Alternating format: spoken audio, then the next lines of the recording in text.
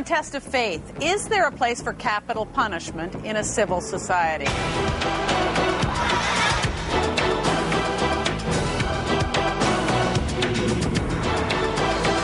Valerie Pringle's Test of Faith.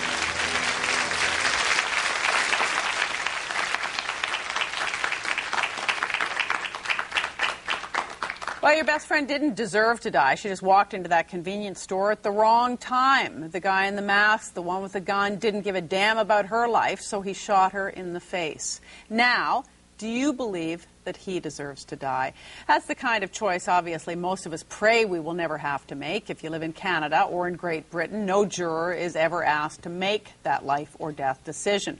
But in several American states, the death penalty is alive and well. Foes of capital punishment argue that taking a life is never acceptable. And they point to the number of cases where innocent people have ended up on death row. But supporters say that the threat of a firing squad or an electric chair or an injection is just punishment for the worst criminals. Our hot seat guest tonight is law professor Robert Blecker. He's here to test his belief that the death penalty is a necessary tool in a civil society. Hello. Hello.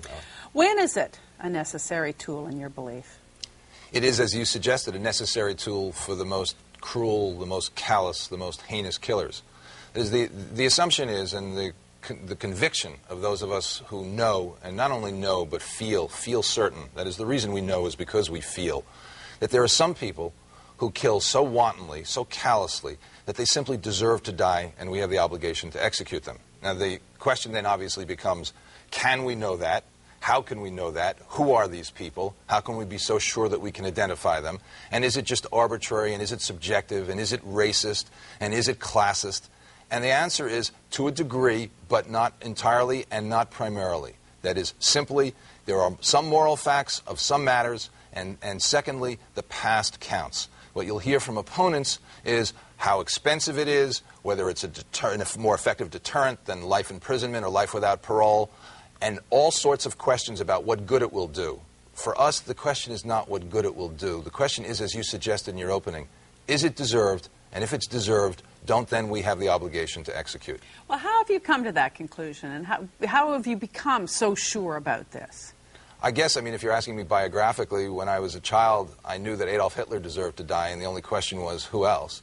And then in my adult years, I spent 13 years inside one of the nation's most cruel prisons, interviewing convicted killers, spending tens and tens of hours with different ones, interviewing over 100 of them, with the full trust of the inmates and the full cooperation of the administration. And in doing that, and in probing their minds and probing their attitudes, because it is ultimately about attitude, it's not only what they did, it's how they thought and how they felt about what they did.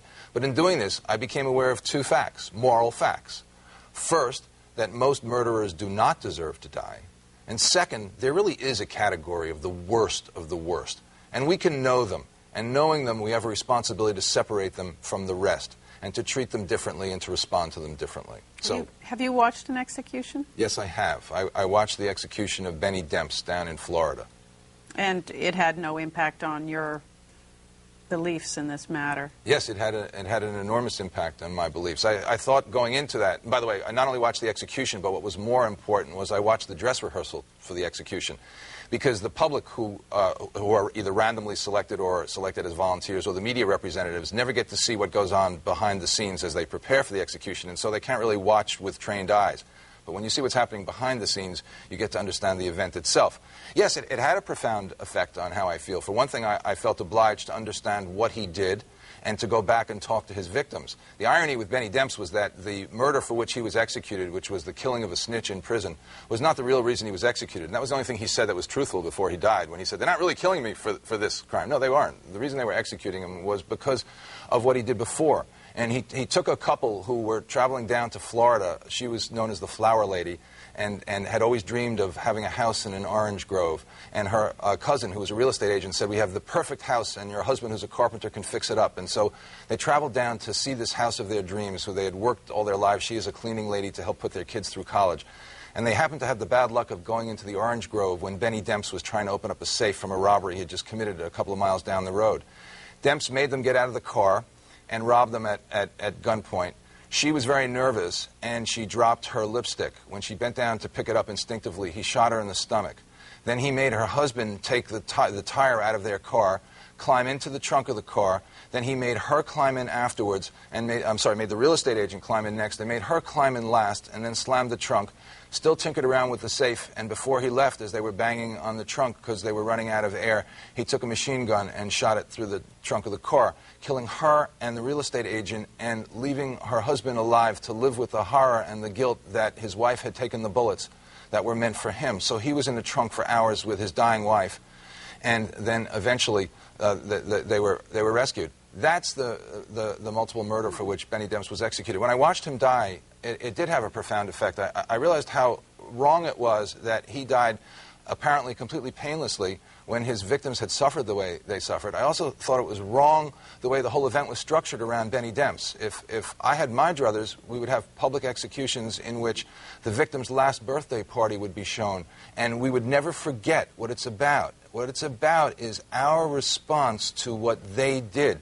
Unfortunately, executions are not that much about that today. I'm going to stop you there and bring on Dave Parkinson to further debate this with you. He's completely opposed to the death penalty, and we'll hear from him.